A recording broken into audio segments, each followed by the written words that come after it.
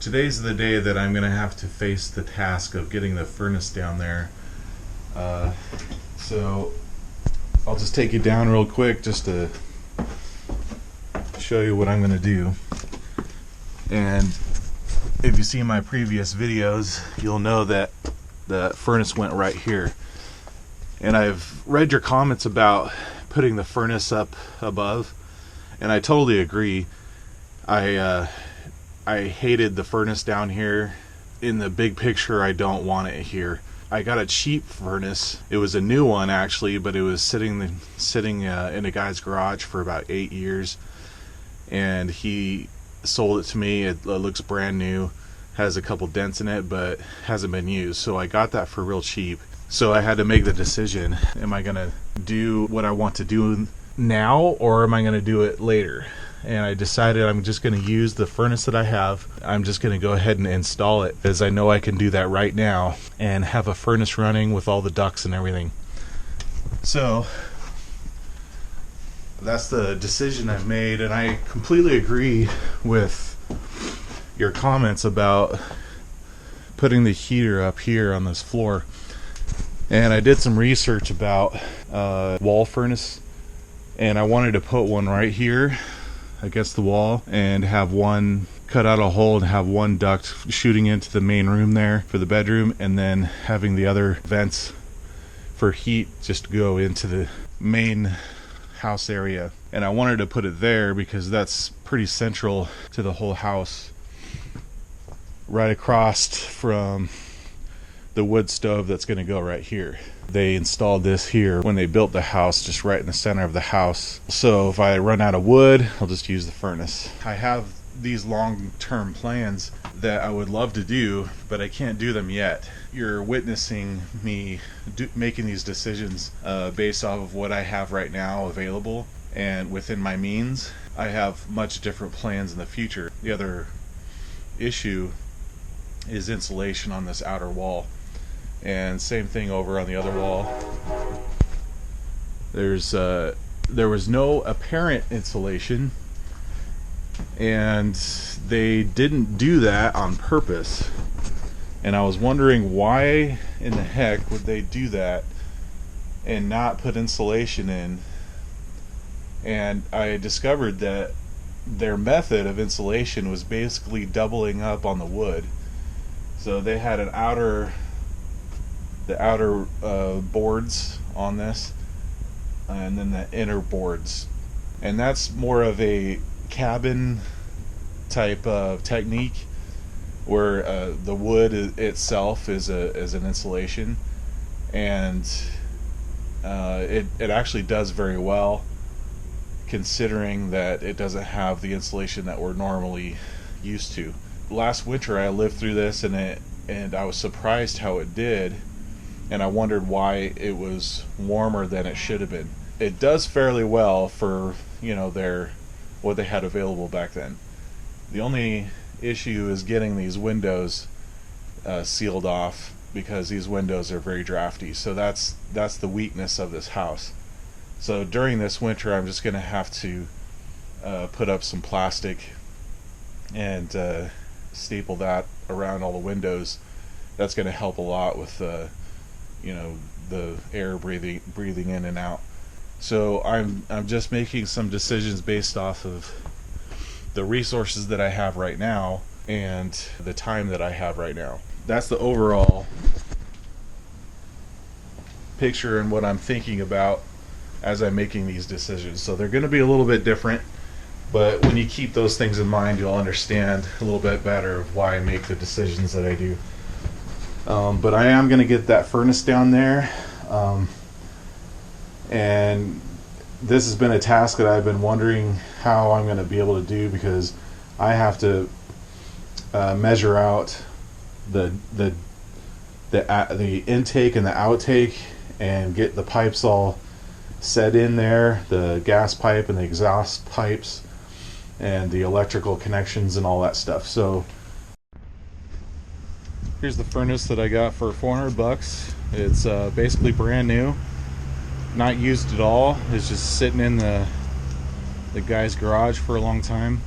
Basically what I just need to do is figure out If this measurement here on the top for the outtake of the air flow is the same as the one I have already down there. If it's not, I have to get some metal sheeting and get kind of an adapter transition for the air. So, and then same for the side. So I have to cut out the exact place I want to have the intake. So I'll have to cut that part out, and then hopefully it's around the same, so I don't have to do a lot of work in that regard. I know the lighting is really bad here, but that's the top I measured, and it gets pretty darn close. And then I'll have to figure out the measurement there. I'll have to clean this out a little bit better. The benefit on this side is that I could just cut the hole exactly how that is on the new furnace. So I just have to worry a little bit about a 1/2 inch difference there on the sides. Other than that, it fits pretty darn close. So I just found a dime as I was sweeping out here, and so that's an extra 10 cents.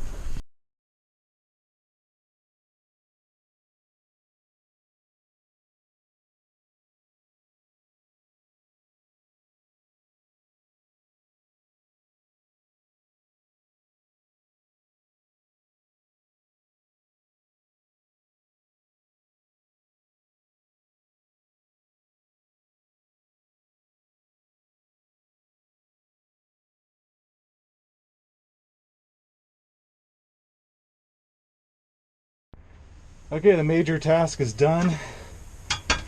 I can't tell you how many times I thought about the day I would have to get this down here, so that's the first major hurdle. So I can relax a little bit and just take my time researching and hookups and possibly getting some help for the finishing connections.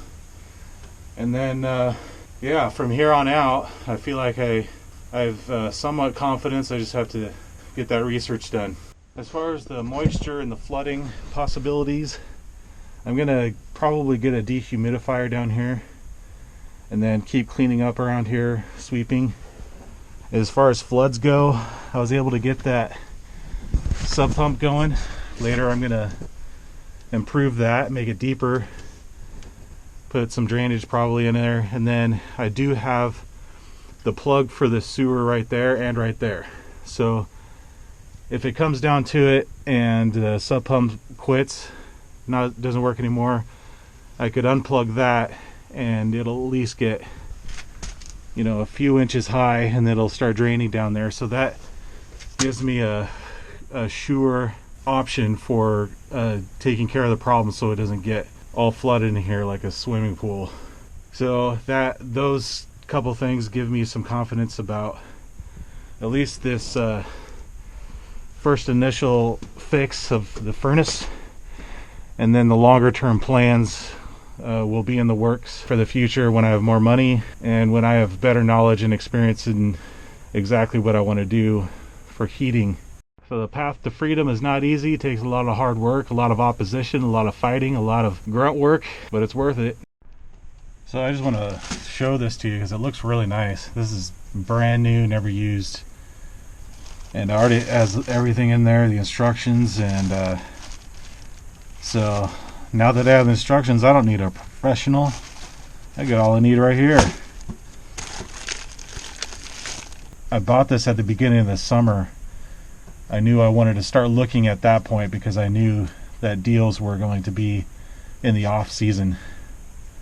Same goes with motorcycles or any vehicle, 4x4. If it's a winter or a summer season thing, just look for it during the opposite season and you'll find better deals. So I'm going to figure out as much as I can with this, get to the point where it's where I can't go any further, and then I'll get some help with the rest of it. So this is what I do in my mind when I don't know how to do something. I'm doing something for the first time. I just take a step at a time, do some research, take another step, do more research, make sure I make some good decisions, with the knowledge that I got. Oh my gosh, that train. So from what I know so far, it's pretty simple. At least get the air intake connected. And it looks like that's pretty dang close. All I have to do is get a hole cut in the side. Doesn't have to be the exact width of that, just big enough so it takes in air. Then this top section, I'm going to at least need about a 5-inch transition. And those are sold at Menards or Lowe's, I believe. I've seen them at Menards. So I'm going to go there. I'm going to get a transition piece, at least 5 inches, and you could bend them and form them. And some of them are offset, so you can make that transition. So you just need the measurements from there. And then here, I just need to cut the pipe and get the pipe so it can plug into these the intake or the vents area and exhaust, and that's pretty much it. I've done PVC pipe before, so that's not too intimidating for me, and those are basics, and that's the big part of the hookup. The last one is the gas and the electricity. So that's the part where I'm going to have to do a lot of research and then probably get some help from someone who's done this before, so they can give me some tips on it and walk me through it. So there's the old gas pipe. Just make sure all the valves are shut off, and you should be able to do the rest. And then basically to turn off the gas, you have to go to the meter outside. Sometimes the shut-off valve is on the intake. Sometimes it's on the outtake. So this one's on the intake, and I'll just if this valve is, or this little the valve handle thing, if it's parallel with the pipe, that means it's free flowing, that's on. And if it's perpendicular from the pipeline, then it's off. And this is so they could padlock it shut in case I can't pay the power bill or whatever. Either get it in on that side and it's going to transition to this valve, or get it into this side. So, and then the electricity, I mean, all the wires are already hooked up, just have to hook it up to power and the switch and the ground. So, and I already have the switch up here, so I already have that ready. So essentially I'll just have to get it wired in that, and I'll turn off the power and everything. So when I do that, you just have to match up the wires. The colors match up with each other. So you just, with the basic knowledge that you know, after some research, it's not incredibly complicated. And we'd be surprised on YouTube how much information you can get off of experts and professionals on YouTube showing you exactly what to look for and what to be careful of. So you could do a lot of this stuff on your own, and there's a lot of information out there. You just gotta learn it, and that's exactly what these other professionals did. They just went out and learned it and did it, and you can do the same. Don't be intimidated by stuff. It's just take it a step at a time. Don't do anything too crazy. Just pay attention to your gut feeling. When you feel like your intuition will give you indications on what to do, on either to stop and do more research, or to stop what you're doing, get a little bit of help from somebody, get some tips or whatever. But your intuition will tell you a lot of things, and so just pay attention to those things, and you can do it on your own. So I just had an idea with my old furnace. I thought, the top already fits on the attachment down there for the outtake, for the outflow. So I thought, why don't I just cut it down here a little bit for the 5 inches that I'll need for the transition, and then just use this. I think I'll be able to just do that. It'll save some money and time, really, because it'll fit perfectly on there.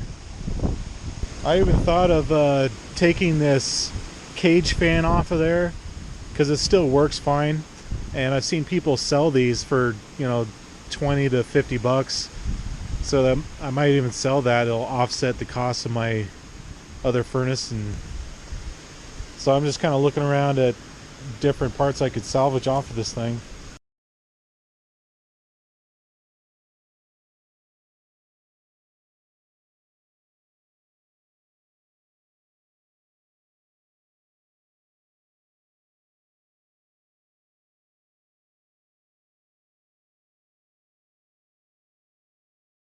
I'll just show you where I am at this point. I took the main part of the furnace out, and this is the top of the furnace where they're attached. So this is what I was talking about, with just cutting off the very top of that.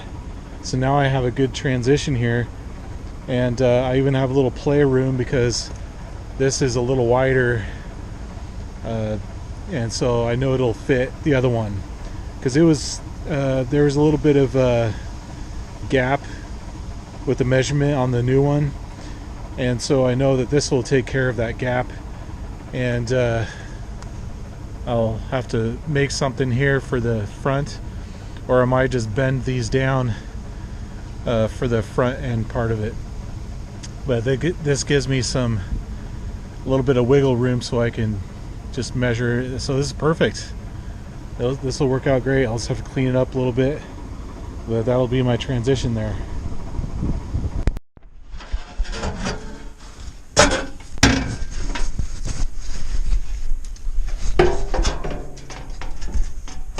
At least I got my transition.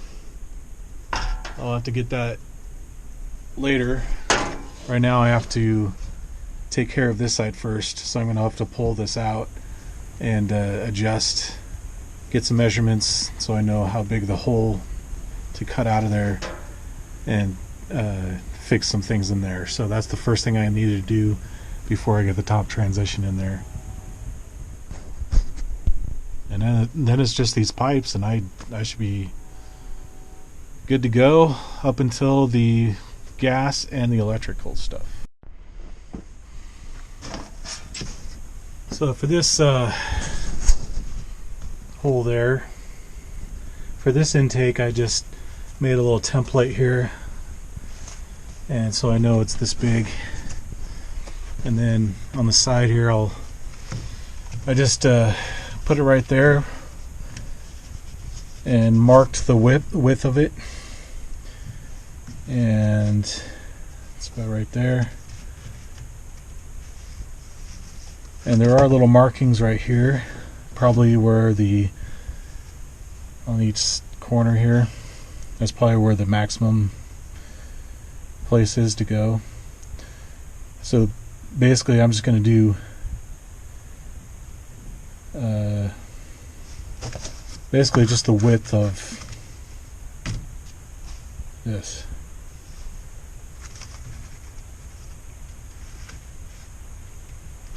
And then the height doesn't really matter as much, as long as I get, so I'll just cut right where the maximum mark is here, and then as long as I get and then here's the minimum for the bottom side here, that mark. So as long as I can get that little square taken out, it should work just fine. Then I just need to screw it in, and it'll work. And as I'm cutting this out, I have to make sure I'm careful about these wires. I have to get them out of the way. Got to pay attention to that. That's for sure.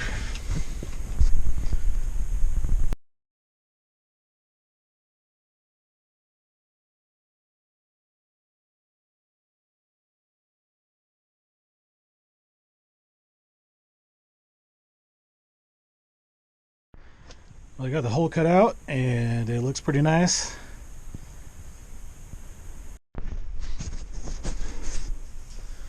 Alright, this is where I got it. I cut this each corner so I could bend them out a little bit better, and so I can bend out the bottom as well. It gives me some four sides of attachment, and then I put this extender transition that I made in there. Just screwed it in like it was originally. So now I have to just slide this back in, and then and just screw those in with some sheet screws. Okay, I have it lined up pretty close. It's gonna fit. Now I'm gonna bend these in, kind of close them as doors, and then kind of like doors, and then I'll just put screws in the top. That should work on the top, and then this one I'll just screw in, and it should work just fine. I'll align it the best I can, and then that's the major part of it, and then this is going to be pretty easy. And so that's one day's work, and I'm kind of demotivated at this point, so we'll just wait till tomorrow. So I can't tell you how awesome I feel about that. That's a little tiny miracle from the Lord himself.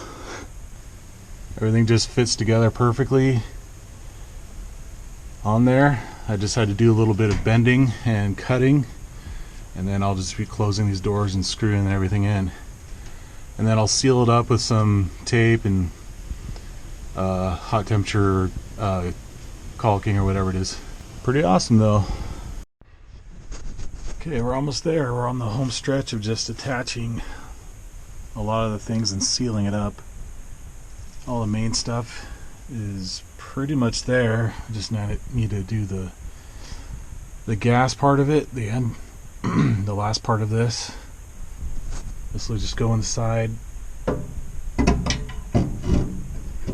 connect up there, and then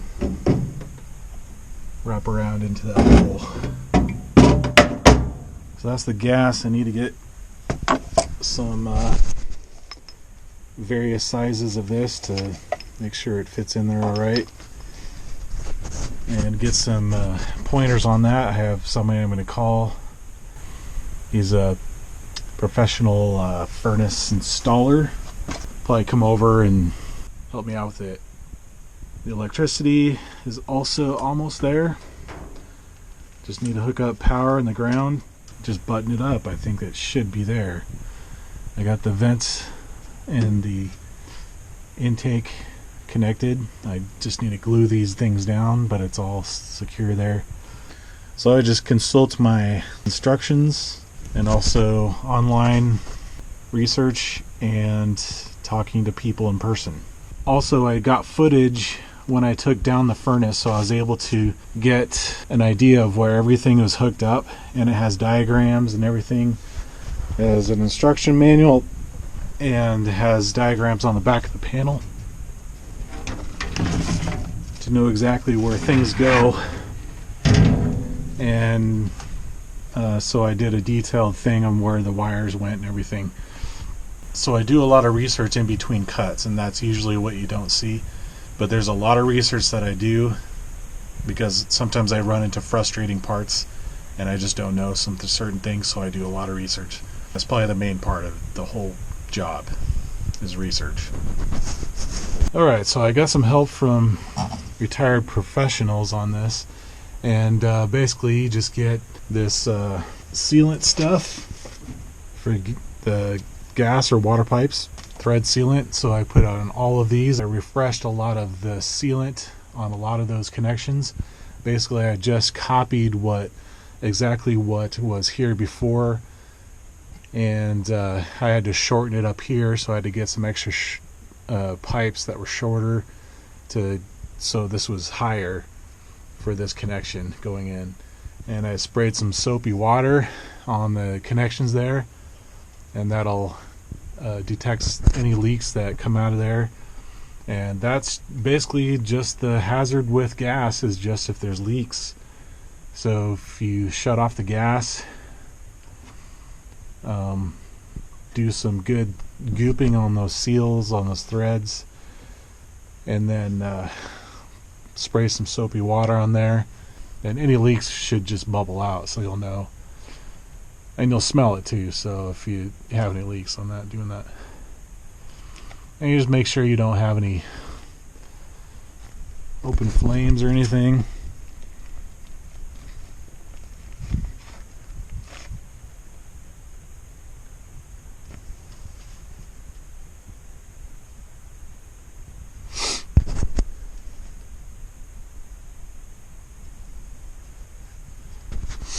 All right.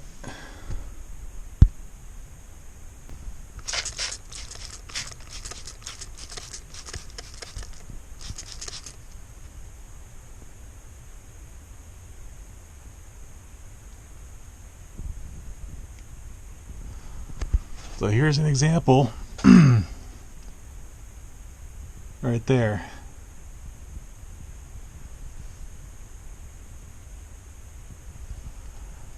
That is where the quick release for the if you want to detach it real quick. So that's a good example. I just need to tighten that a little bit more. But that's a good example of detecting a leak. Everything else looks really good. So it gives you some confidence knowing that you can detect exactly where a leak is coming from.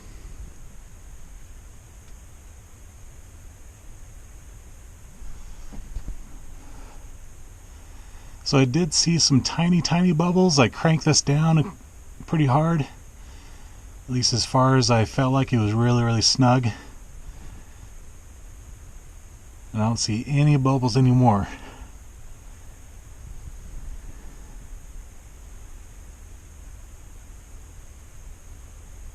So that gives me some confidence knowing that once I get this running, it's not going to be leaking out there. It actually wasn't as daunting as I thought it was. It was just a lot of work in trying to find the fittings, getting the right lengths and everything through there, and then all hooked up again.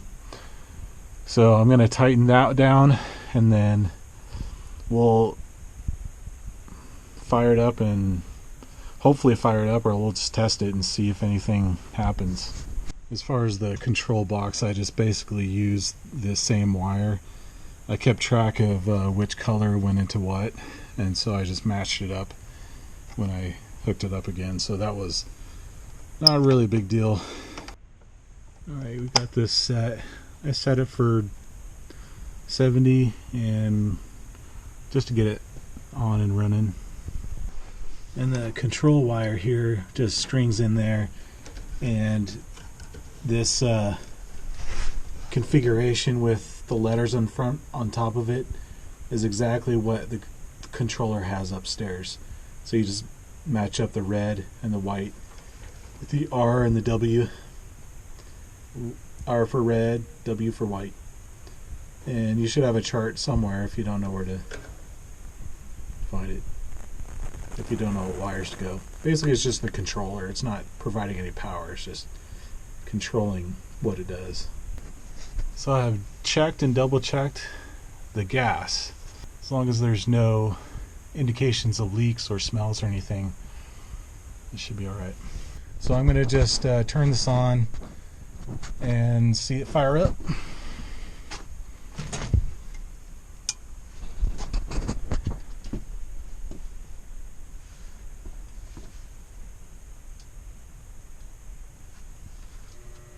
Hey, there it goes. It's alive.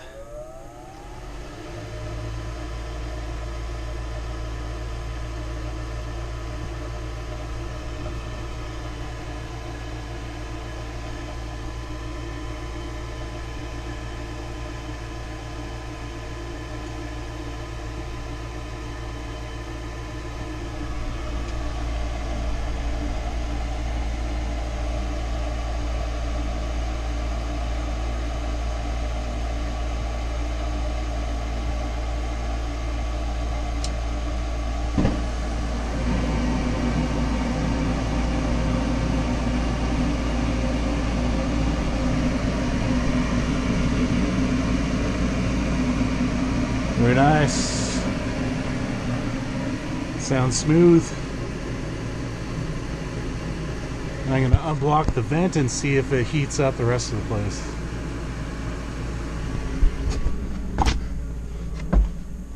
Oh, wow. Feels really good to see that running.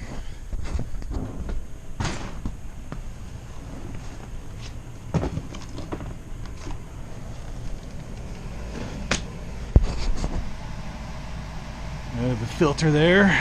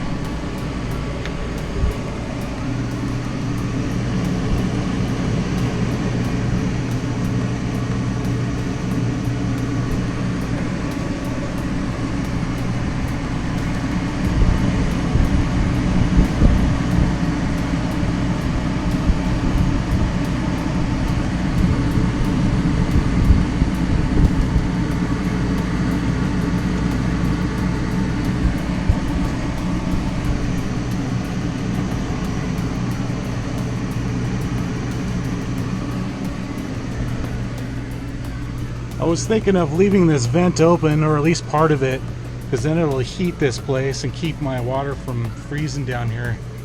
So that is one idea.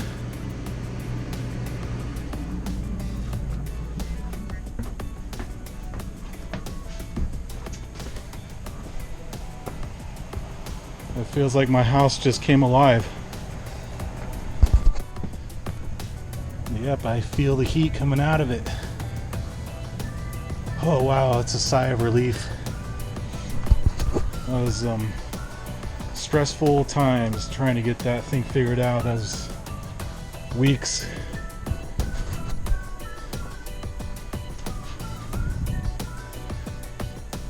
So since that one vent is open, it's not going to have as much pressure on all of them. But I feel the pressure. But I feel the air coming out, so that is fantastic. I could not stress out so much this winter.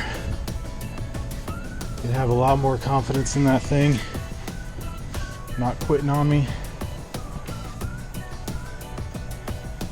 Oh wow, what a relief.